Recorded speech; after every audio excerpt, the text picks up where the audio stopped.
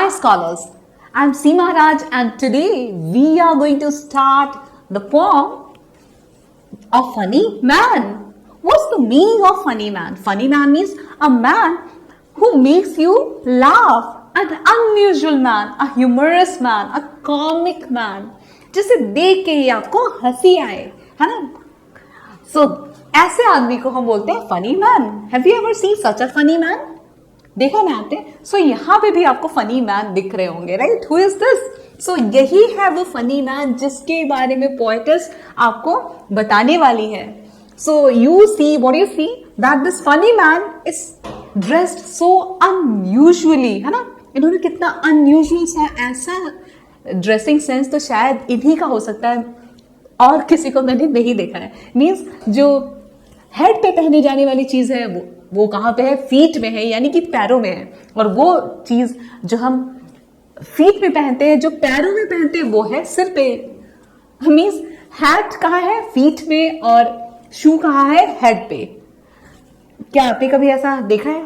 मैंने तो नहीं देखा. अब पोएटिस ने देखा क्योंकि बहुत ही अनयूजुअल, बहुत ही स्ट्रेंज, बहुत ही अजीब सी चीज उन्होंने देखी और इसलिए उन्होंने इस पे पोम लिख डाली. सो let's begin this amusing and hilarious poem. One day a funny kind of man.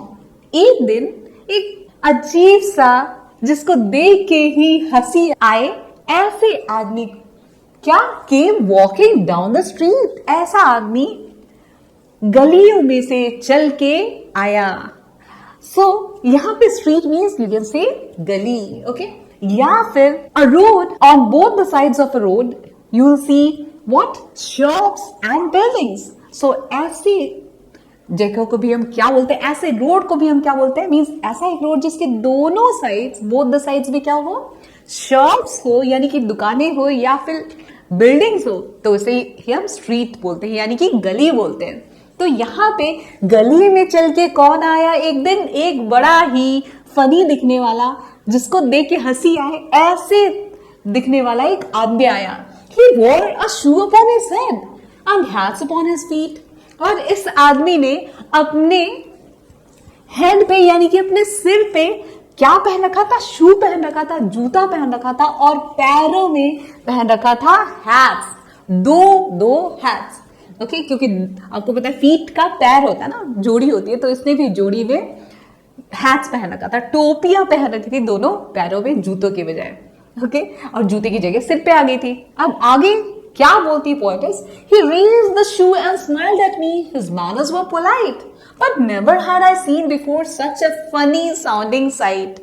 अब आगे पोएटिस बोल रही है कि उन्होंने क्या देखा कि ये जो आदमी है, ये जो फनी दिखने वाला आदमी, वो क्या करता है? वो अपने शू को हेड से लिफ्ट करता है. रेज मीन्स लिफ्टेड, उठाता है सिर से ऊपर, जैसे कि लोग हैट्स को उठाया करते हैं. आपने जो इंग्लिश मूवीज है उसमें देखा होगा, या जो कुछ मूवीज में क्या होता है कि वो हीरो जो है वो अपने सिर से टोपी उतारता है और इस तरीके से झुक के रेस्पेक्ट देता है. तो वैसे ही ये फनी मैन क्या करते हैं? वो सिर से टोपी नहीं बल्कि सिर से जूते को उतारते हैं और पोएटिस को देख के स्माइल करते हैं, मुस्कुराते हैं. और उसके मैनर्स कैसे थे? मैनर्स मीन्स बिहेवियर कैसा था? बहुत ही ज्यादा पोलाइट था, यानी कि वो विनम्र स्वभाव का एक इंसान था, अच्छा इंसान था, ओके? शिष्ट इंसान था. But never had I seen before. लेकिन मैंने ऐसा इसके पहले कभी भी नहीं देखा. पोएटिस बोली क्या नहीं देखा उन्होंने कभी भी? सच अ फनी साउंडिंग मैन. ऐसा फनी सा साउंड होने वाला, फनी सा मतलब फनी है और वो देख के भी फनी लग रहा है, बहुत ही हंसी आ रही है उसको देख के. और साइट मीन्स व्यू, यानी कि दृश्य. तो ऐसा हंसा देने वाला दृश्य मैंने कभी भी नहीं देखा था. और आवाज भी उसकी ऐसी कुछ थी जिसे सुन के हंसी आए. अब आपको आगे ये पता चलेगा. Before going to the next slide, let's have a look at the poetic devices now itself. अभी देख लेते हैं ना, नहीं तो आप बाद में भूल जाओगे. So one day a funny kind of man came walking down the street. अब आप देखो यहाँ पे he wore a shoe upon his head and hats upon his feet. अब ये जो लाइन है जो आपको दिख रही है, जो मैंने अभी he wore से लेके feet तक आप इसे पढ़ोगे ना, तो आप ये वाली पिक्चर जो है आपके दिमाग में आ जाएगी, ये इमेज आपके दिमाग में आ जाएगा। और इसी पोएटिक डिवाइस को हम क्या बोलते हैं? इसे हम बोलते हैं इमेजरी। इम की स्पेलिंग, एज की स्पेलिंग और री। अब आपको इन की स्पेलिंग तो आती है, तो इन की जगह पे आप इम लिख दो, आई एम। उसके बाद एज की स्पेलिंग और री लगा दो, हो गया इमेजरी। इमेज मीन्स तो आपको पता नहीं, image means pictures. So when you read something and while reading that thing, if you are able to form pictures or imagine pictures of that thing what you are reading, then that is known as imagery. आप कुछ भी पढ़ रहे हो और उसको पढ़ते वक्त ही आपके दिमाग में उसी चीज का पिक्चर बनता जाए, इमेज बनता जाए, आप इमेजिन कर लो, कल्पना कर सको उसको, तो that is known as imagery, है ना। बहुत सिंपल है, इमेज, इमेजरी। आपके दिमाग में इमेज बनने लग जाए जिन चीजों को आप पढ़ रहे हो उसका, तो उसे ही हम इमेजरी बोल देंगे। बहुत सिंपल है, राइट। अब आगे बढ़ते हैं, और कोई पोएटिक डिवाइस है इसमें? So let's have a look at this. अब आप यहां पे देखो, हिज का एच और हेड का एच, ये दोनों नियर बाय वर्ड्स हैं, यानी कि आजू बाजू के वर्ड्स हैं, और ये दोनों के दोनों क्या हो रहे हैं? वर्ड के बिगिनिंग का लेटर है, बिगिनिंग का साउंड है, और दोनों रिपीट हो रहे हैं। तो एक ही लाइन में जब आजू बाजू के वर्ड्स यानी कि नियर बाय वर्ड्स का बिगिनिंग लेटर या बिगिनिंग साउंड रिपीट हो रहा है, वो भी कौन सा sound? Consonant sound, means A, E, I, O, U के अलावा बाकी लेटर्स रिपीट हो रहे हो, तो what do we call it? Yes, this poetic device is known as alliteration. तो आप यहां पे देखो, ये क्या है? अलिटरेशन का एग्जाम्पल है ना। ऑल की स्पेलिंग, इट की स्पेलिंग, एरा की स्पेलिंग और शन, उससे क्या बोलते हैं? Alliteration, right. All, it, era, शन, इस तरीके से आप स्पेलिंग बनाएंगे, स्प्लिट कर करके, छोटे छोटे पार्ट्स में ब्रेक कर करके। तो ये हो गया एक अलिटरेशन का एग्जाम्पल। अब आगे बढ़े, और यहां पे देखो आप, हैड्स का एच और हिज का एच, यहां पे भी बिगिनिंग है इस वर्ड की एच लेटर से, या और यहां पे भी हिज की बिगिनिंग है एच लेटर से, तो ये भी सेम है, कॉन्सोनेंट लेटर रिपीट हुआ है एक ही लाइन में आजू बाजू के वर्ड्स में। So this is also the example of alliteration. यहां पे भी आप देखो क्या है अलिटरेशन का एग्जाम्पल, एस, शू का बिगिनिंग साउंड, स्माइल का बिगिनिंग साउंड एस या लेटर एस, और ये क्या है? एक ही लाइन में आजू बाजू के वर्ड्स में ये कॉन्सोनेंट साउंड रिपीट हो रहा है बिगिनिंग ऑफ द वर्ड्स में। सो ये भी हमारा अलिटरेशन का एग्जाम्पल है। Now let's go ahead and check out the rest of the lines. अब आप यहां पे देखिए क्या है कि सच का एस, साउंडिंग का एस और साइड का एस, ये भी क्या हो रहा है? रिपीट हो रहा है बिगिनिंग लेटर्स, और वो भी कॉन्सोनेंट लेटर्स, ओके, एक ही लाइन में। सो ये भी किसका एग्जाम्पल है? Absolutely correct, it's alliteration. हो गया हमारा ये। अब एक नया पोएटिक डिवाइस है जो अब आप पहली बार पढ़ रहे हैं यहाँ पे इस लाइन में, but never had I seen before, यानी कि इस लाइन को आप पढ़ेंगे तो don't you feel that the order of the words is quite different, it's not arranged in systematic order. जो वर्ड्स हैं इसमें यूज हुए हैं, जो शब्द यूज हुए वो सिस्टमैटिक ऑर्डर में अरेंज्ड नहीं है। जनरली हम क्या करते हैं? We put the subject in the beginning, है ना। जिस किसी भी सेंटेंस में हम जिसके बारे में बात करते हैं उसको सबसे पहले लिखते हैं, राइट, यानी कि सब्जेक्ट को पहले लिखते हैं, उसके बाद होता है हेल्पिंग वर्ब, फिर मेन वर्ब, इस तरीके से जनरली हम बनाते हैं सेंटेंस। लेकिन आप देखो यहाँ पे बिगिनिंग में आए, हम जनरली क्या लिखते हैं? I have never seen before, है ना, या but I have never seen before, इस तरीके से हम लिखेंगे ना, but I had never seen before. लेकिन यहां पे आप देखो, यहां पे उल्टा कर दिया, but never had I seen before. So I but के जस्ट बाद आना चाहिए था, लेकिन यहां पे क्या किया?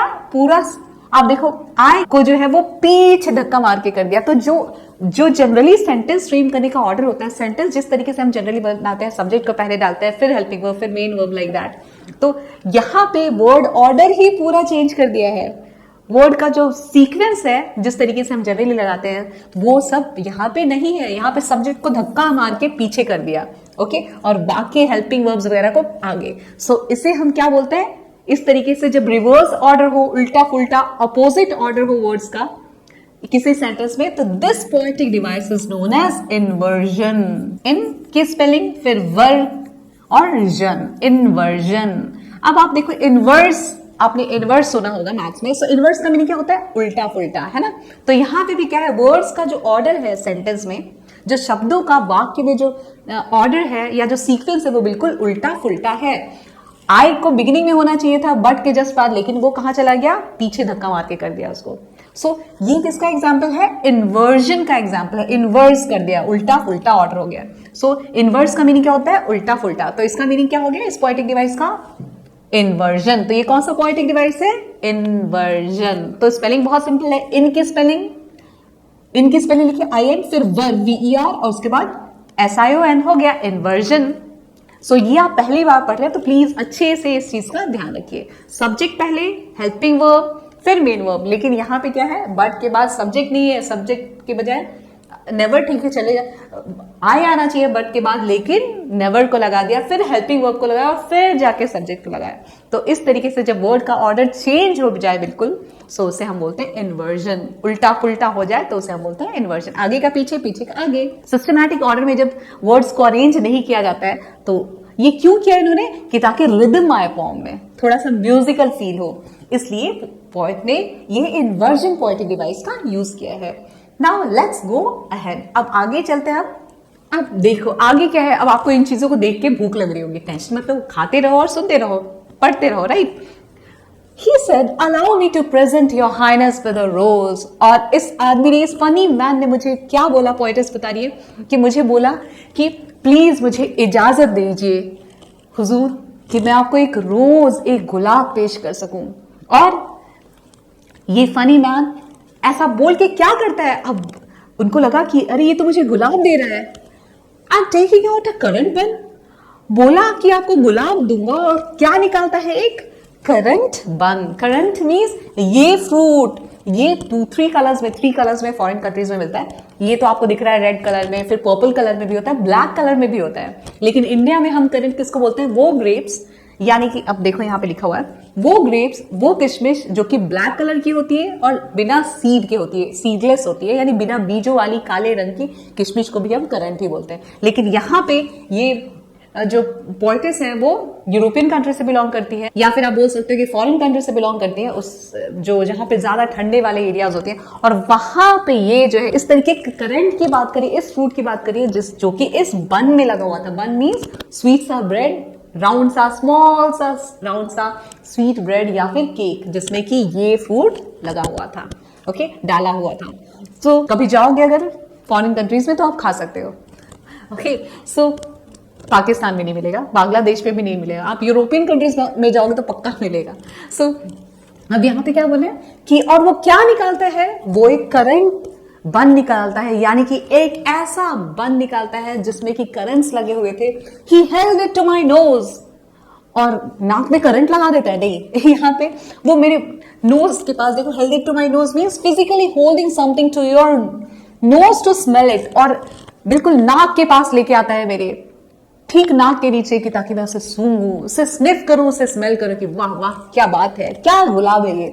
लेकिन एक्चुअली में वो क्या करता है, देखो बोलते हैं कि आपको एक गुलाब पेश करने की इजाजत चाहता हूं, लेकिन गुलाब के बजाय बन जो है वो नाक के पास लगा देता है। अब वो समझ नहीं आता कि भाई नाक के पास लगाया तो खा भी नहीं सकती बेचारी, और स्निफ करेगी तो रोज की स्मेल भी नहीं आने वाली है ना, दिख रहा है वो रोज जैसा, गुलाब जैसा। आप क्या करें बेचारे, आप तो होते तो खा जाते, मुझे पता है ना, लेकिन बेचारी ये जो है वो खा नहीं पाती। और फिर क्या बोलती है आगे, I started back against the wall. और ये देख के पोएटिस जो है वो इतनी सरप्राइज हो गई, इतनी ज्यादा शॉक्ड हो गई, ओ माय गॉड ये क्या है, इसने बोला कि वो मुझे गुलाब देगा और गुलाब के बजाय बन दे दिया, और वो भी बिल्कुल ठीक मेरे नाक के पास कर दिया। अब मैं इसे सूंघूं कि खाऊं भी तो कैसे, नाक के पास है और वो लड़खड़ा जाती है। स्टैगर होना मीन्स अनस्टेडी हो जाना, means staggered back means someone physically losing one's balance and falling backward।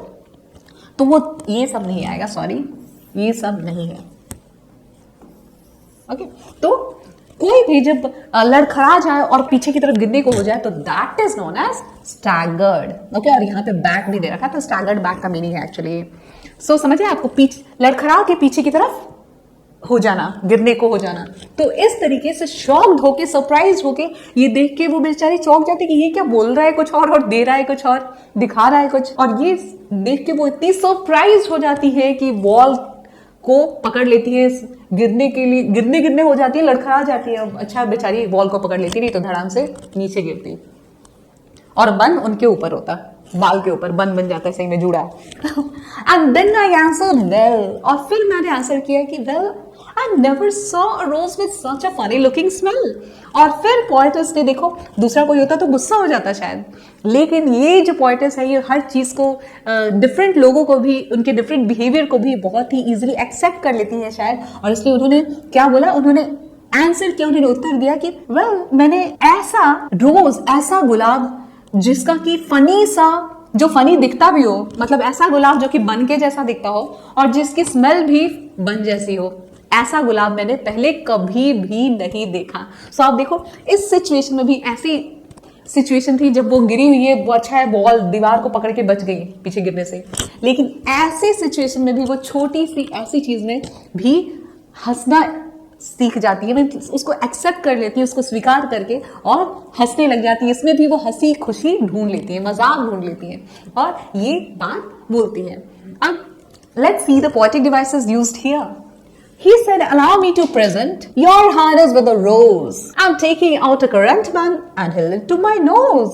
अब आप ये वाला जो है, यहां से यहां तक अगर आप पढ़ेंगे तो आप क्या कर सकते हैं, you can imagine this things. आप इन चीजों को इजिली इमेजिन कर सकते हैं, उसका इमेज बना सकते हैं अपने माइंड में। जैसे आप पढ़ रहे हैं तो इमेज आ जा रहा है अपने आप, है ना, या पिक्चर आ जा रहा है अपने आप। तो this is also an example of imagery, है ना, इमेजरी। ओके, ये देखो आप यहां, I started back against the wall, ये भी आप इमेजिन कर सकते हैं। तो ये भी किसका एग्जाम्पल हो गया, ये भी एग्जाम्पल हो गया इमेजरी का, है ना। अब बाकी पोएटिक डिवाइसेस जो है आपको पता है, यहाँ पे अलिटरेशन का ही ज्यादा यूज किया हुआ है। अब आप देखो यहाँ पे जो है एस फिर से रिपीट हो रहा है, beginning letters of near by words in a line and that a consonant letter has been repeated। तो ये भी क्या है, alliteration है। a funny looking smell। अब आप देखो वो क्या बोलती है, मैंने जैसे आपको बताया ये क्या है, ये भी एक पोएटिक डिवाइस है, लेकिन मैं अभी आपको ये नहीं बता सकती क्योंकि आपके पोर्शन में जितना आप उतना ही पहले स्टेप बाय स्टेप थोड़ा थोड़ा करके चीजों को सीखिए तो ज्यादा स्टोर कर पाएंगे। अदरवाइज हो सकता है कि आप भूल जाए। तो पहले आपके पोर्शन में जितना आप उतना सीखिए और फिर हम आगे, तो मैं हूं ना। So let's go ahead. अब ये क्या, सिर नीचे और पैर ऊपर, यानी कि चलते भी है आत्मा सिर के बल, शायद चलते भी है क्योंकि सिर पे उन्होंने जूता जो पहन रखा है। तो देखो आप क्या हो रहा है आगे, he then began to sing a song। और अब वो क्या करने लग गया, उसने एक गाना गाना शुरू कर दिया। and sat down on the ground। और यही नहीं, गाना गाते गाते जमीन पे बैठ गया। You never heard in all your life such a funny feeling sound। अब आगे पोएटिस बोल रही है कि तुमने या आपने कभी भी पूरी जिंदगी में अपने ऐसा फनी फील होने, ऐसा हंसाने वाला, अजीब सा, स्ट्रेंज सा, अम्यूजिंग सा, ह्यूमरस सा फील करवाने वाला आवाज नहीं सुना होगा। तो ये इस तरीके से गा रहे थे, ऐसी आवाज में गा रहा था ना कि इसके गाने को सुनकर जो है ना पोएटिस को बहुत फनी फील होता है कि अरे यार कैसी आवाज है इसकी, कैसी आवाज में गा रहा है ये। My friend, why do you wear two hats upon your feet? I said। अब पोएटिस उससे आगे पूछ डालती है, देखिए यार कितना अजीब है ये आदमी।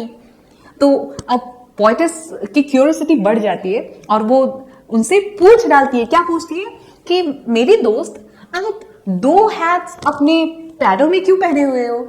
He turned the other way about। लेकिन ये जो आदमी है वो क्या करता है, वो the other way about means the opposite direction। ये आदमी उल्टे डायरेक्शन में, उल्टी दिशा में मुड़ जाता है और क्या बोलता है, and hopped home on his head।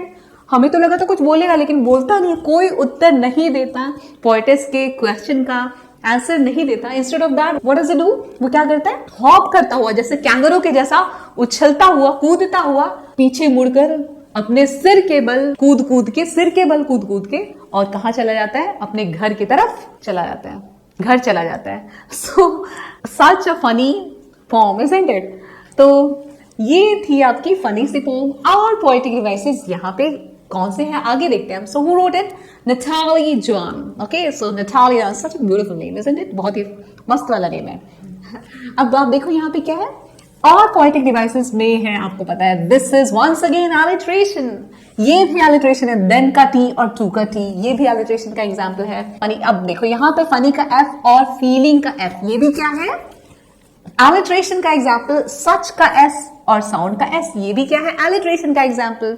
Okay, तो आगे बढ़ते हैं. My friend why do you wear two hats upon your feet, I said. अब देखो यहाँ पे आपको कहीं पे एलिट्रेशन दिख रहा है? ओके, नहीं दिखा, ठीक है, चलो आगे चलते हैं. डोंट यू वरी, आगे बढ़ते जाओ. यहाँ पे टर्न का टी, द का टी, ओके, और एंड हॉप्ड होम, एच फिर से रिपीट हो रहा है. हेड का भी एच, हिज का भी एच, तो ये भी क्या है? आपका एलिट्रेशन का एग्जाम्पल है. ये देखो आप इतना पढ़ रहे हो ना, तो इसका भी इमेज आपके दिमाग में आ रहा है, पिक्चर आ रहा है. Picture of this or image of this is formed in your mind when you read it. So ये भी क्या है? इमेजरी है. ओके, क्या है? इमेजरी. आप इमेजिन कर सकते हो, इस तरीके का पिक्चर आपके दिमाग में, इमेज आपके दिमाग में जरूर बन गया होगा. तो ये भी पोएट्रिक डिवाइस कौन सा है? इमेजरी है. अब मैं आपको बता देती हूँ राइम स्कीम. ओके, आप देखो, मैं राइम स्कीम क्या है इसका? राइम स्कीम के लिए first of all we will underline और put a dot on the last words of each and every line, और उसके बाद देखेंगे कि कौन सा वर्ड किससे राइम हो रहा है, किस वर्ड का साउंड सेम हो रहा है एक ही स्टैंजा में. तो सॉन्ग, ग्राउंड, लाइव, साउंड. अब आप देखो, सॉन्ग का साउंड बिल्कुल हम क्या दे देंगे? सॉन्ग का साउंड जो है वो बिल्कुल अलग है. देखो आप, सॉन्ग का साउंड, सॉन्ग जो है वो किसी भी वर्ड से, ग्राउंड से, लाइव से, साउंड से मैच नहीं हो रहा. हमने सबसे पहले क्या किया? सारे जो लास्ट वाले वर्ड्स है उन पे डॉट लगा लिया. आप चाहो तो बिंदी लगा दो या फिर अंडरलाइन कर दो उनको पेंसिल से, और फिर देखो कि ये वर्ड्स का किसी से साउंड मैच हो रहा है क्या. तो सॉन्ग किसी से भी राइम नहीं हो रहा है, उसको साउंड किसी से मैच नहीं हो रहा, प्रोनाउंसिएशन मैच नहीं हो रहा. तो इस आप इतना ध्यान रखिए कि जब भी आप नेम्स देंगे तो कैपिटल ए या स्मॉल ए से ही स्टार्ट करेंगे. आप या तो सारे स्मॉल लेटर्स लीजिए या सारे कैपिटल लेटर्स लीजिए, लेकिन आपको ए से ही स्टार्ट कर. सॉन्ग को ए दे दिया. ग्राउंड का देखो आप, बिल्कुल डिफरेंट साउंड है तो इसको डिफरेंट नेम दे दिया. जब डिफरेंट साउंड्स तो डिफरेंट नेम्स भी. अब आप देखो, लाइफ का भी बिल्कुल डिफरेंट साउंड है, ये भी किसी से राइम नहीं हो रहा, ना सॉन्ग से ना ग्राउंड से, लाइफ, तो इसलिए इसका भी डिफरेंट नेम दे दिया. और ग्राउंड और साउंड दोनों का सेम साउंड है तो हम क्या दे देंगे? बी नेम दे देंगे, राइट. दोनों का जिस का साउंड सेम है ना, जिन लास्ट वर्ड्स का साउंड सेम है तो उसे हम क्या दे देंगे? सेम नेम दे देंगे. तो देखो, ग्राउंड और साउंड दोनों का साउंड सेम है, इसलिए मैंने बी ही वापस लिख दिया यहाँ पे. That's it. तो अब इसे कॉपी करते हैं, जैसा है उसी ऑर्डर में, उसी सीक्वेंस में आप कॉपी करें. ए बी सी डी, तो ये हो गया इसका राइम स्कीम. ओके, यहां पे देखो आप, हैट्स सेड अबाउट हेड. अब आप देखो यहाँ पे हैट्स को हम डी दे देते हैं. ओके, और सेड और हैट्स का बिल्कुल डिफरेंट साउंड है तो ई दे दिया यहाँ पे नेम. जिसका डिफरेंट साउंड उसको डिफरेंट लेटर्स का नाम दे देंगे. और अबाउट भी बिल्कुल अलग है, देखो इन तीनों का साउंड बिल्कुल अलग है, इसलिए इनको डिफरेंट नेम्स दे दिए. और हेड जो है वो किससे राइम हो रहा है? सेड से, राइट. हेड सेड, तो इसको भी क्या नेम दे दिया? सेम. सो इसका राइम स्कीम क्या हो गया? जैसा है वैसा ही कॉपी कर दीजिए आप, D E F E. Okay, D E F E. तो इस तरीके से आप राइम स्कीम पता कर सकते हैं. I hope it's clear to you now. अब मैं आपको हमेशा जो पूछती हूँ वो वाला क्वेश्चन याद है आपको? Yes, that's a good thing. So what's the moral of this poem? What did you learn from this? आपने क्या सीखा इस पोएम से? सो आपने सीखा कि we must accept uniqueness of every person, of every individual. हर इंसान एक दूसरे से अलग है, जुदा है, तो उसके अलगपन को, जो अलग है वो सबसे, उसको भी हमें स्वीकार करना चाहिए. ओके, अलग होना means being different is not wrong. अलग होना दूसरों से गलत नहीं है. तो ये चीज हमने इस पोम से सीखा, और पोएटिस ने बिल्कुल डिफरेंट सा मैसेज दिया. मुझे नहीं लगता कि इसके पहले कोई और पोम हमने पढ़ी होगी जिसने इतना अच्छा मैसेज दिया हो, राइट. तो अब आपने देखा ये पोम का टोन कैसा था? प्लेफुल था, काफी ज्यादा मस्ती भरा था, ह्यूमरस था, आपको हंसा भी रहा था, टिकल कर रहा था, गुदगुदा रहा था, राइट. सो इस तरीके से ये पोम हमने कंप्लीट करनी. नाउ अब हम क्या करने वाले? इसके कुछ ग्रामर रिलेटेड क्वेश्चंस, वो भी textual. Complete the following sentences with a reason. The tone of the poem is funny. अब ये पोम का टोन कैसा है? ये है फनी, है ना. आपको आपने देखा कि पूरे पोम में किसकी बात हो रही थी? फनी चीजों की बात हो रही थी. तो ये पोम का टोन कैसा? फनी है, अम्यूजिंग है, ह्यूमरस है. तो फनी की स्पेलिंग ज्यादा इसलिए फनी लिख लीजिए. सो फनी है बिकॉज. अब फनी क्यों है ये भी बताना है. The funny man does silly things, क्योंकि जो फनी मैन है वो बड़ी ही अजीब सी चीजें करता है, right. Like wearing hats on his feet. वो क्या करता है? अपने सिर पे हैट की बजाय पैर में पहन लेता है. And hopping on his head, और अपने हेड से ही, पैर की बजाय हेड से, सिर से उछलता है या फिर हॉप करता है, कूदता है. तो ये उसकी फनी चीज थी। The rhyme scheme of the poem is AABCCB। अब ये क्या है, ये अलग अलग जो मैंने आपको लाइंस बताई थी उसमें ये नहीं थी, लेकिन इसके पहले वाले लाइंस अगर आप देखते तो उस सब में आपको ये सब मिल जाएगा। And it gives a playful quality to the poem. अब मैंने आपको अभी थोड़ी देर पहले ही बताया था कि ये पोएम कैसी है, प्लेफुल क्वालिटी। अब ये जो हमने पढ़ा, ये जो राइम स्कीम है इसकी वजह से पोएम कैसी हो जा रही है, काफी ज्यादा प्लेफुल हो जा रही है। अब आप ट्राई जरूर करिएगा, जो मैंने आपको जिस स्लाइड का बताया राइम स्कीम, उसके पहले वालों का ट्राई करिए, आपको ये जरूर मिलेगा। तो मैंने आपको बोला था आप कैपिटल लेटर्स में भी राइम स्कीम दे सकते हैं और स्मॉल लेटर्स में भी।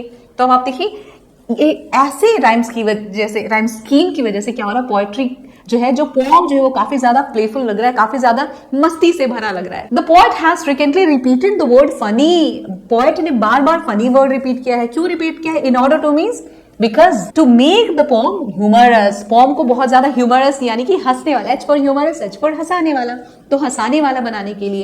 And show the mess silly actions, और वो जो आदमी था उसके जो सिली जो एक्शंस थे नॉनसेंसिकल, तो उन एक्शंस को दिखाने के लिए। अब आगे ही बढ़ते हैं। Choose the correct answer from the options given in the brackets.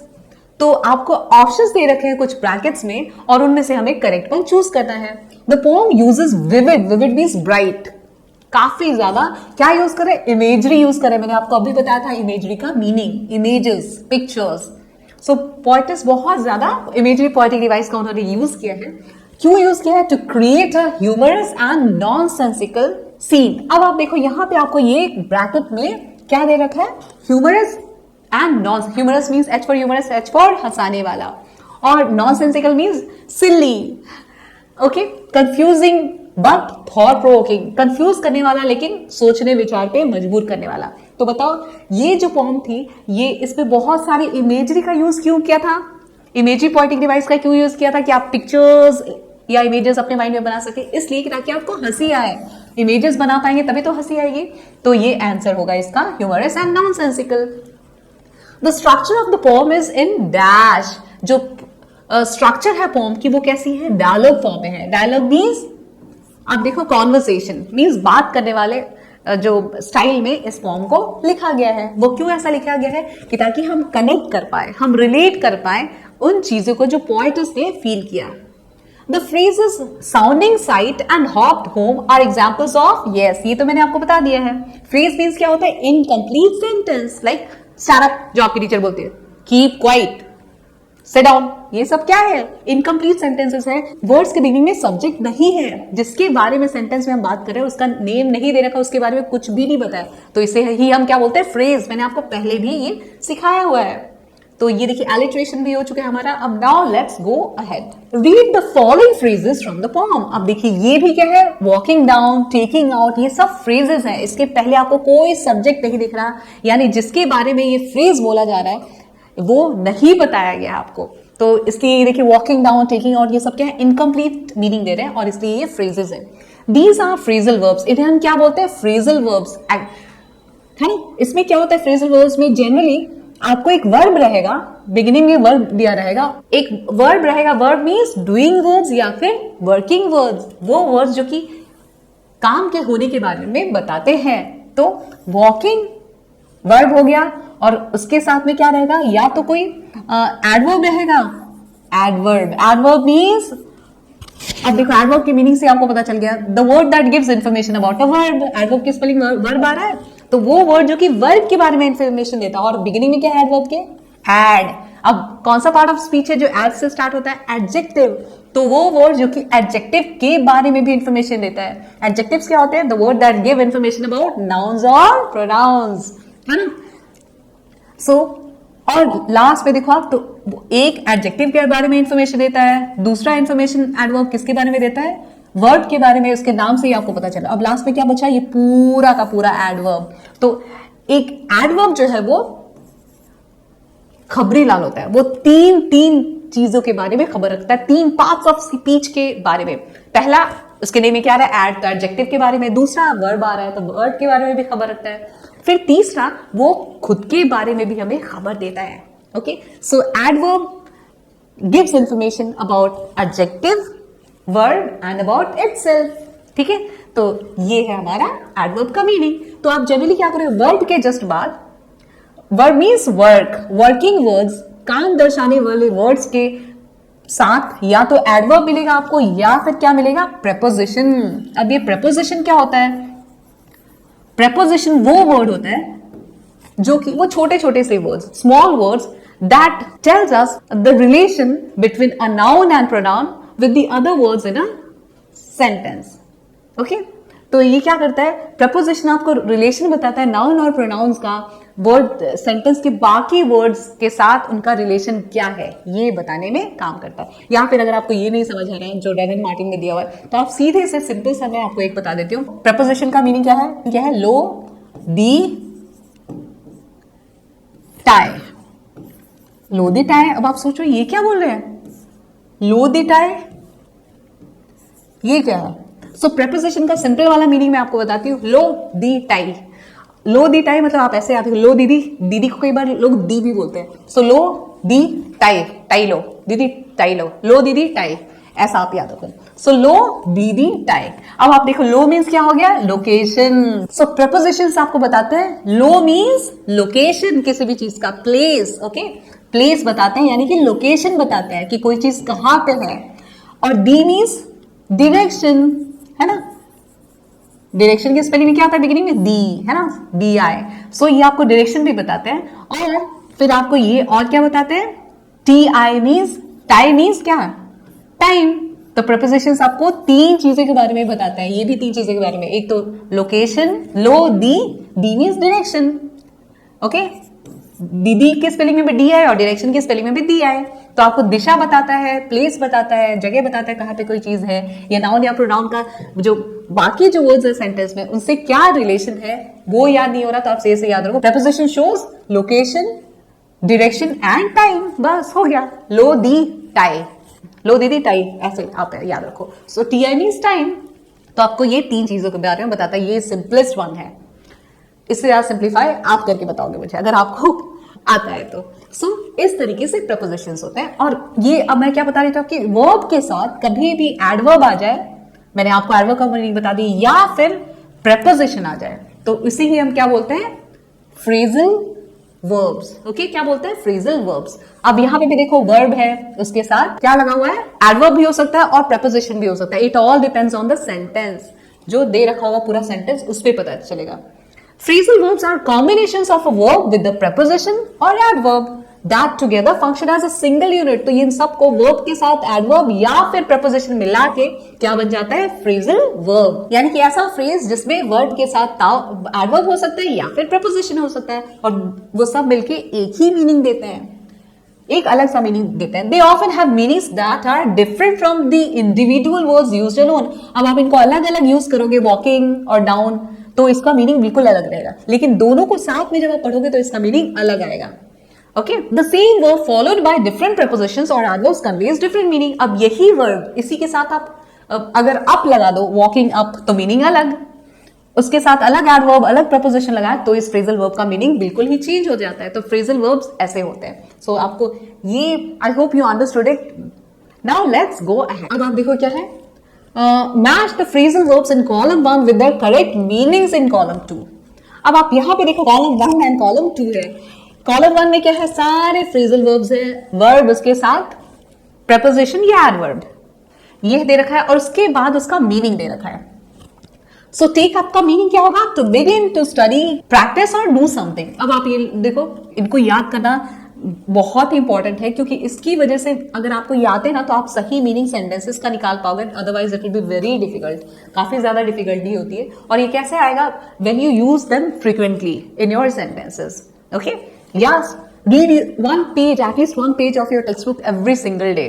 तो ये सब आपको तब जाके याद रहेगा, नहीं तो आप भूलने के चांसेस काफी ज्यादा रहते हैं। थोड़ा ट्रिक भी लगाना पड़ता है, आड़ा तिरछा सोचना पड़ता है। सो आप देखो, टेक में क्या है, लास्ट टेक अप क्लास में क्या है, पी, तो पी फॉर पेन होता है, तो आप ऐसे याद रखो, ले पेन। अब मैंने आपको बोला ले टेक पेन, तो आप क्या करोगे, शुरू हो जाओगे ना लिखना। तो देखो आप ऐसे याद हो, टेक अप में पी लगा हुआ है लास्ट में, तो आप ऐसे याद रखो, थोड़ा आड़ा तिरछा स्टोरी बनाओ, टेक पेन, ले पेन और शुरू हो जाओ, टू बिगिन, टू स्टडी, है ना, प्रैक्टिस और डू समथिंग। तो इस तरीके से आपको याद रखना पड़ेगा, ठीक है। टेक अप का मीनिंग मीन्स ले और शुरू हो जाए, जो भी काम कर रहा है उसमें शुरू हो जाए। Understood? Next one, take after. अब टेक आफ्टर का मीनिंग क्या है? टू रिजेंबल और look similar, usually a family member. So take after का मीनिंग होता है कि आप रिजेंबल मीन्स अपीयर सेम, आपके फैमिली मेंबर के जैसा ही आपका अपीयरेंस होना, सेम दिखना। Okay, take after. तो बोलते ना कि यार बेटी जो है बिल्कुल बाप पे ही गई है ना? तो ये सब क्या है? इस टेक आफ्टर का यूज करेंगे। So the daughter has taken after her father, इस तरीके से बोलेंगे। सो टेक आफ्टर मीन्स किसी के जैसा, फैमिली मेंबर के जैसा दिखना। ओके, अब आप ऐसे याद रखो, आफ्टर के स्पेलिंग में क्या आ रहा है? F. Okay, F for family है ना, एफ फॉर फैमिली। तो किसी फैमिली मेंबर के जैसा दिखना, थोड़ा ऐसे याद रखना पड़ेगा। आप बार बार पढ़ोगे और बार बार इन ट्रिक्स को याद रखोगे तो याद आएगा। थोड़ा बहुत ये पढ़ा और उसकी मीनिंग को भी याद रख लो, आप रट्टा मार लो पूरा, और आड़ा तिरछा तरीके से सोचो, और अलग तरीके से, मेरे से भी अलग तरीके से, तो और अच्छी बात है। टेक इन। अब टेक इन का मीनिंग क्या है? टू अंडरस्टैंड और कॉम्प्रहेंड समथिंग। अब आप देखो, जब आपने कोई भी चीज अंदर ली, इन मीन्स आप अंदर भी याद कर सकते हो।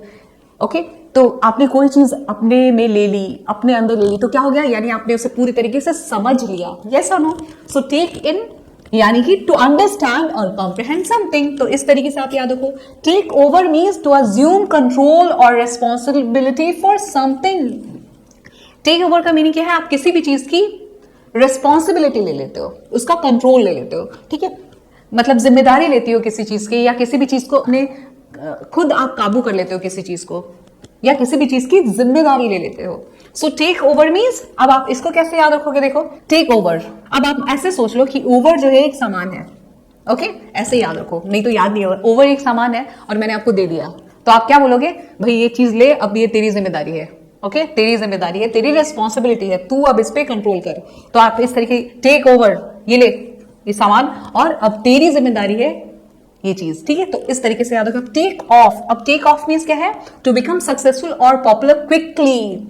जल्दी से सक्सेसफुल होना, यानी कि कामयाब होना, और पॉपुलर भी होना मीन्स बहुत ज्यादा फेमस भी हो जाना। सो टेक ऑफ मीन्स यहां पे कैसे याद रखो आप? आपने ये सुना होगा कि फ्लाइट जो है वो टेक ऑफ कर गई। टेक ऑफ मीन्स कैसे कर गई? ऊपर की तरफ जाती है ना, ऊपर की तरफ जाती है। यानी फ्लाइट जब उड़ती है ना, फ्लाइट जब हवा में होती है, प्लेन जब हवा में होता है, तो उसे भी तो हम टेक ऑफ ही बोलते हैं। और ऊपर की तरफ जाना मतलब प्रोग्रेस करना है ना, प्रोग्रेस करना, या प्रोग्रेस करना मीन सक्सेसफुल होना। यस और नो? तो इस तरीके से आप याद करो कि आप भी टेक ऑफ कर रहे हो, आप भी उड़ रहे हो हवा में। यानी कब उड़ते हैं आप हवा में? जब आप सक्सेसफुल हो जाते हैं, कामयाब हो जाते हैं, तब आप फेमस हो जाते हैं। तो जल्दी जब आप कामयाब होंगे, फेमस होंगे, तो आप हवा में ही उड़ रहे होंगे। सो टेक ऑफ उस तरीके से आप याद रखिए। Okay, so I hope you are getting me, है ना? आपको समझ आ रहा है शायद। Now let's go ahead. Now fill in the blanks with suitable phrasal verbs from the table given in one. You may change the tense of the verb if required. अब आपको क्या हमने जो कॉलम 1 में जो भी फ्रेजल वर्ब्स किए थे ना, उनसे ही ब्लैंक्स को फिल करना है। हम उसका टेंस जो है वो चेंज कर सकते हैं, और टेंस का मीनिंग तो आपको पता है, टेंशन नहीं बल्कि क्या है? Time off, T for tense, T for time, time off what? Time off work, है ना? So let's begin it. The new technology is set to dash traditional methods of communication. So take over means मैंने आपको बताया था, आप सारे word meanings अगर जानते हैं तो आप इजिली कर पाएंगे ये सारा। I tried hard to take in what the writer wanted to say but was unsuccessful. Arjun decided to dash painting up as a hobby. The smartphone quickly dash means took off the sales in the market. Sheila takes after her father. They have the same smile. अब अगर आपने मेरे trick से phrasal verbs को याद कर लिया, या अपना खुद का कोई ट्रिक यूज करके कर लिया, तो काफी इजी हो जाएगा इन इस टाइप के क्वेश्चंस को आपके लिए करना, है ना? इसलिए मैं अभी आपको फिर से इनका मीनिंग नहीं बताऊंगी, अब आप खुद निकाल लेंगे, मुझे इतना कॉन्फिडेंस है आपके ऊपर। So now let's move ahead. अब आप देखो यहाँ पे क्या है, नेक्स्ट क्वेश्चन आ गया हमारा। What is it? Match the verbs in column with any suitable adverbs और prepositions इन कॉलम 2। अब ये जो है हमारे सामने क्या है? वर्ब्स है सारे, यानी कि वर्किंग वर्ड्स या डूइंग वर्ड्स है, और राइट हैंड साइड में कॉलम 2 जो है उसमें क्या दे रखा है? एडवर्ब्स है या फिर prepositions है। और क्या करना है हमें? Write the meanings in column 3। Column 3 में उनका मीनिंग लिखा हुआ है। An example has been done for you. Okay, look. अब देखो, दो वर्ब को इनमें से किसी चीज के साथ मिलाना है, इनसे इनके साथ मिलाना है, look after look, look away, look up, ऐसे करके और उनका इस तरीके से आपको मीनिंग निकालना है। तो आप देखो लुक आफ्टर आपने पढ़ा हुआ है तो वही कर लो आप कि लुक आफ्टर किसी को देखना है, यानी कि देखना बाद में, लुक आफ्टर यानी देखो बाद में नहीं है इसका मीनिंग। लुक आफ्टर मीन्स किसी का ध्यान रखना, okay. Look after means take care of. तो देखो हमने क्या किया, लुक और आफ्टर दोनों को मिलाया और इसका मीनिंग लिख दिया। रन अवे, अब रन जो है उसके साथ अवे लगाया और क्या मीनिंग निकल गया, स्केप होना, बच के निकलना, या फिर जल्दी से लीव क्विकली, जल्दी से कहीं निकल जाना। पुट ऑन, अब देखो पुट के साथ ऑन लगाएंगे, ये सबको पता है। पुट ऑन मीन्स कोई चीज पहनना या फिर अप्लाई करना, okay. Break down, break down का मीनिंग क्या है, अब कोई चीज मान लो ब्रेक हो गई, ब्रेक के साथ आपने डाउन लगा दिया, ब्रेक डाउन मीन्स कोई भी चीज टूट गई और वो भी नीचे गिर गई, आप ऐसे सोचो। तो क्या हो जाएगा जब कोई चीज टूट के नीचे गिर जाए, यानी कि वो काम अब नहीं करेगी, तो आप ऐसे याद रखो, break down means stop working.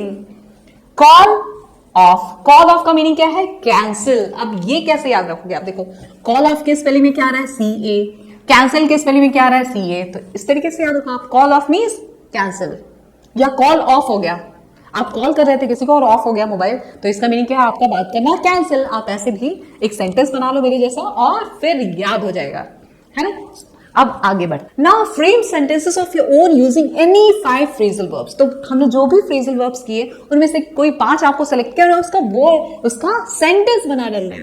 I look after my cat myself, मैं अपनी कैट का खुद ही ध्यान रखती हूँ। The dog ran away when it was scolded, जैसे ही कुत्ते को डांटा तो वो बच के निकल गया या भाग गया जल्दी से। She put on her jacket before going outside, वो बाहर जाने से पहले अपना जैकेट पहनी या पहना उसने।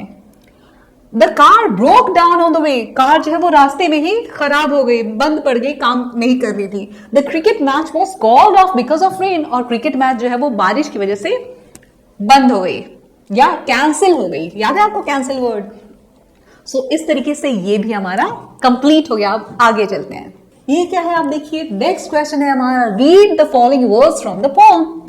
ये सारे वर्ड्स जो है हमें पोम से लिए थे हमने, walking, staggered, hopped. The given words denote the different ways of walking. Arrange the words given in the box increasing order of pace. Pace means speed. तो आपको ये देखना है कि स्पीड जो है वो धीरे धीरे बढ़ते जाना चाहिए।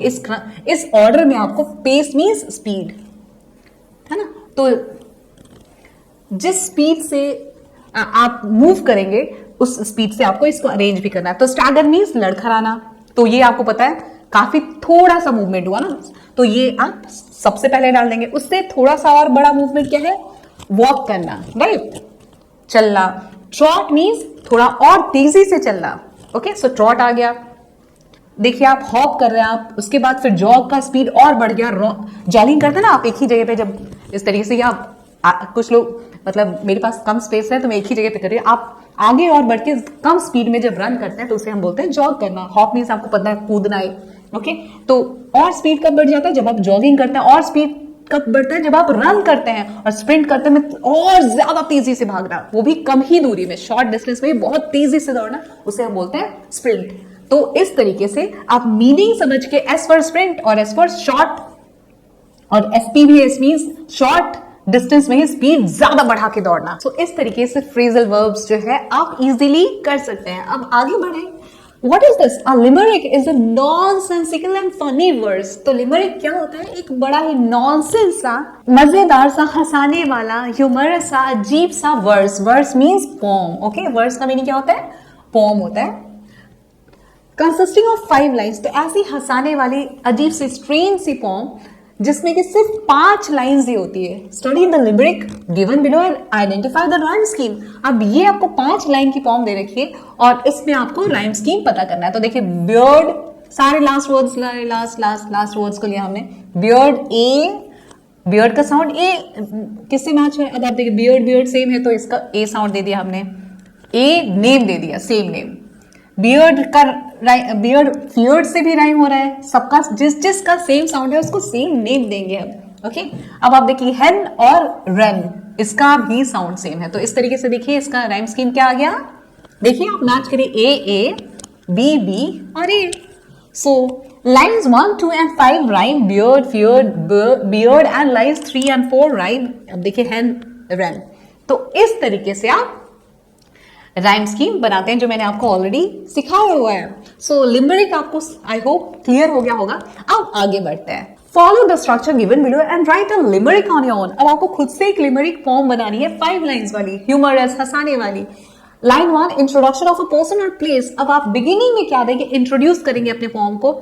जिस पर्सन के बारे में आप लिख रहे हैं, जिस प्लेस के बारे में लिख रहे हैं, उसको पहले थोड़ा सा इंट्रोड्यूस करेंगे, उसके बाद में एक लाइन लिखेंगे.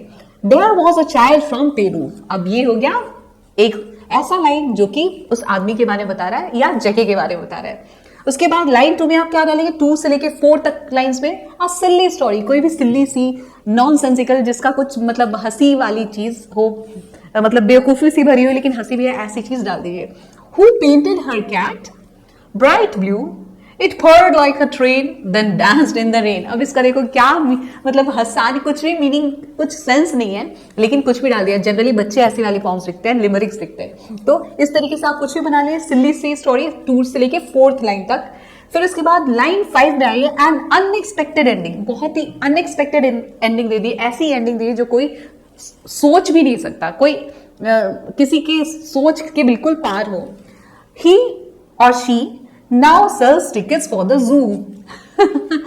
तो ये जो छोटे बच्चे जिस टाइप के पॉम्स लिखते हैं ऐसी होती है कुछ. सो ये 5 लाइंस की पॉम है जो कि बहुत ही सिल्ली होती है, जिससे ह्यूमरस होती है, और लास्ट में एंडिंग जो है वो काफी ज्यादा. बिगिनिंग में आप क्या देते हैं, जिसके बारे में आप लिख रहे हैं उस पर्सन के बारे में एक लाइन, उसके कहाँ से वो बिलोंग करता है वो बता दिया. फिर उसके बाद 2nd से लेके 4th तक की जो लाइन है कुछ भी नॉनसेंस सा बना दीजिए अपने मन से, और लास्ट में एक अनएक्सपेक्टेड सा एंडिंग डाल दीजिए. तो ये हो गया आपका limerick form. So it was quite easy and I know you will surely try it. So this is how we have completed even the grammar part. ये सब ग्रामर ही है, लिटरेचर का ग्रामर बोला जाता है इसे. So ये सब हमने समझ लिया है, और अगर आपको फिर भी कोई डाउट है तो आप कमेंट सेक्शन में मुझे जरूर बताइए. So thanks for watching and do like to our videos. अगर आपको अच्छे लग रहे हैं तो subscribe our channel and keep watching. Bye bye, take care and study well.